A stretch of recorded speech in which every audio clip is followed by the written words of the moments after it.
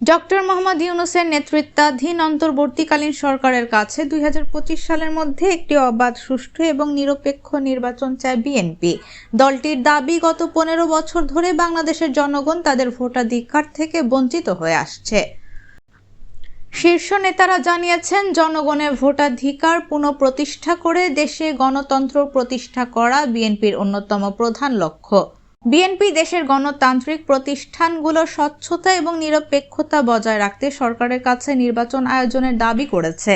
নতুন বছরে বিএনপির রাজনৈতিক লক্ষ্য এবং প্রত্যাশা মূলত নির্বাচন কেন্দ্রিক।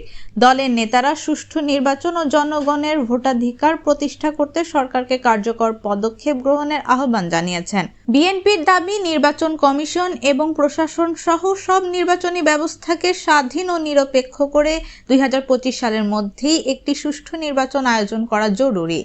এদিকে গত ১৬ ডিসেম্বর মহান বিজয় দিবসে জাতির উদ্দেশ্যে দেওয়া এক ভাষণে প্রধান উপদেষ্টা ডক্টর মোহাম্মদ ইউনূস বলেছিলেন, ২০২৫ সালের শেষ দিকে অথবা ২০২৬ সালের প্রথম দিকের মধ্যেই নির্বাচনের সময় নির্ধারণ করা যায়। এরপর প্রধান উপদেষ্টার বক্তব্যের ব্যাখ্যা করে তার প্রেস সচিব শফিকুল আলম বলেছিলেন, আশা করতে পারেন যে নির্বাচন ২০২৬ সালের ৩০ জুনের মধ্যেই হতে পারে।